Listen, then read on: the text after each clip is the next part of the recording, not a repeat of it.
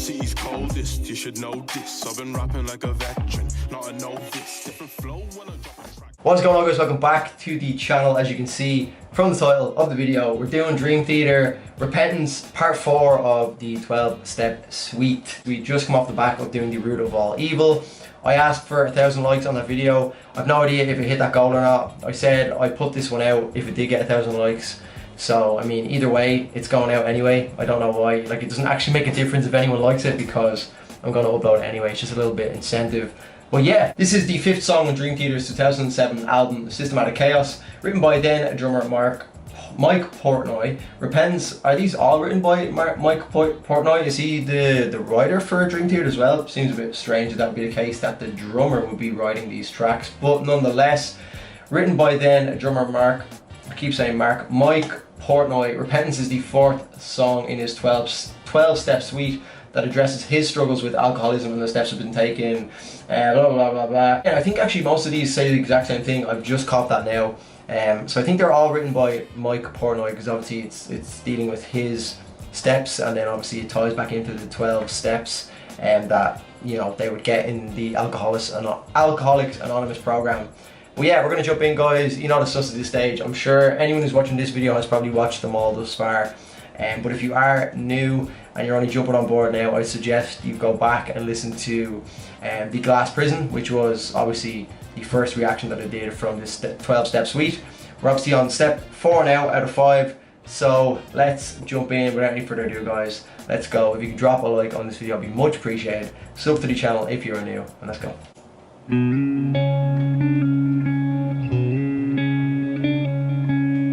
This reminds me of something.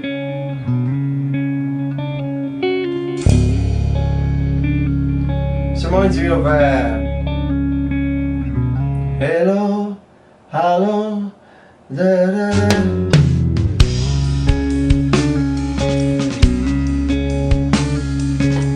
This is like the exact same melody to The Glass Prison, or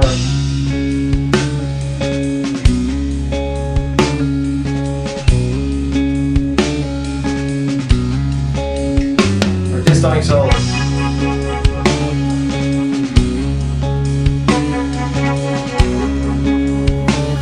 Hold on, let me figure this one out. That's actually annoying me. Is this the same melody that they use? I think it's like, you know, it's a callback to one of the previous tracks. Hold on. Yeah. So glad to see you, yeah, I don't know if that's a massive coincidence, but that is like the same melody that they used in the, you know, 2-minute mark of This Dying Soul when the intro finishes. So there's just a little interesting point that I've noted.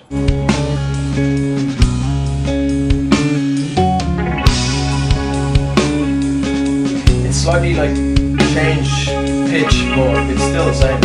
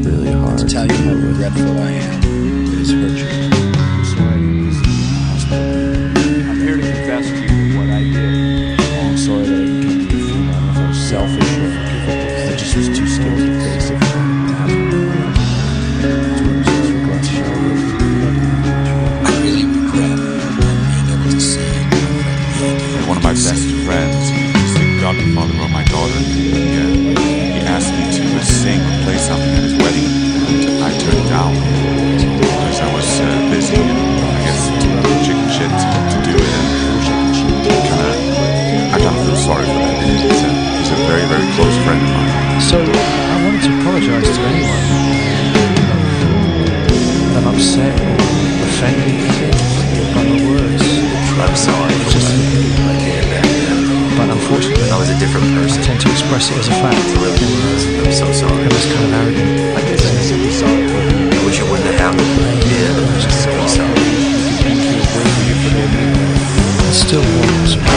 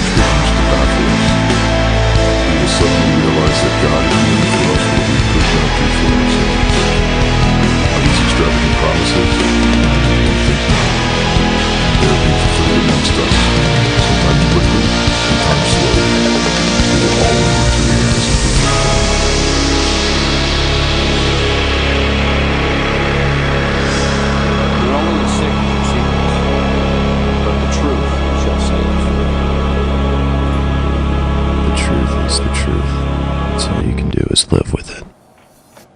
I feel like the end credits to a movie or something, that whole like last 5 minute sequence, a completely different twist to the, you know, the journey of this 12-step suite. We did, that was 8 and 9, and I mean up until that point there had not really been any let up in terms of, you know, it was quite relentless, the musical side of things, but this was the first break we've had in the whole sequence. So a completely different sound that I've heard from Dream Theater. That was really, you know, like it's almost like you can feel him coming out on the other end. Obviously the beginning up until, you know, step 8, it was pretty much, you know, just proper heavy, darker kind of sound to it, you know, obviously dealing with the alcoholism and everything like that. and now it seems to be based on, you know, the sound alone, and even forgetting the contents of the lyrics. The lyrics and everything were quite uplifting.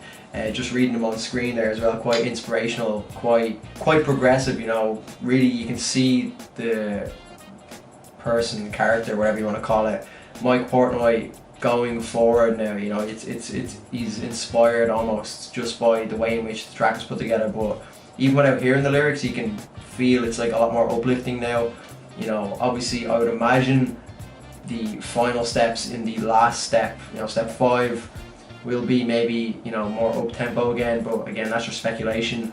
I can't imagine it being as, you know, as heavy as we've gotten, because, you know, you kind of just associate the heavier riffs and everything like that, the pace, with, you know, the darker side of maybe, you know, dealing with something like that. Maybe we'll get something a little bit more, you know, maybe up tempo but not as heavy, but we'll have to see. Again, that was some difference to what I've heard from Dream Theater anyway, you know, a little bit more of a less relentless side, because literally, like I've been saying, step 1 to 3 was just non-stop from the start. Like the second the track started, This Dying Soul, literally straight away, I mentioned it when I did that reaction, it was just straight into it, non-stop from the get-go. And I like the kind of paying homage to This Dying Soul as well. I knew I recognised that, you know, that guitar riff or whatever, and that slow pace. It was obviously kind of pitched slightly differently, so it did sound slightly different, but it was enough to, you know, I recognised the melody. Like, it's hard to fully understand how big of a deal that would be to a Dream Theater fan who might be listening to that, because obviously, you know, these are spread out years apart, these tracks. So when, you know, Dream Theater release a track like this, and it's quite clearly paying homage to a track beforehand, it must be like quite a cool moment if you are like a proper Dream Theater fan to hear something like that. So obviously it's not as big of a deal for me, 1, because I'm only relatively new to Dream Theater, and 2, because, you know, I didn't have to wait years to hear that, you know, paying homage all these years later. But yeah, another, like, again, it's just, I'm always going to say it, they're never like disappointing because they're so talented. It's hard to even, like, you know, I don't play any instruments, I can't pick out anything that, you know, I even dislike about it. Well, obviously it doesn't matter if I play an instrument or not. I don't have to be in any way musically inclined to have an opinion about something, but I just can't really ever fault them for anything, you know. It's not like a track that has a lot of replay value for me, similar to the one we just did as well beforehand. Looking forward to finishing up step 5 and then obviously listening to them all together continually. I'd say that's like a fucking hour-long experience, but obviously we'll get to that when I do step 5. So if you do want to see step 5, guys, please do let me know in the comment section down below. Drop a like, it is much appreciated. Subscribe to the channel if you are new, if you have not already. And yeah, guys, I'm signing out. Take care of yourselves. Cheers.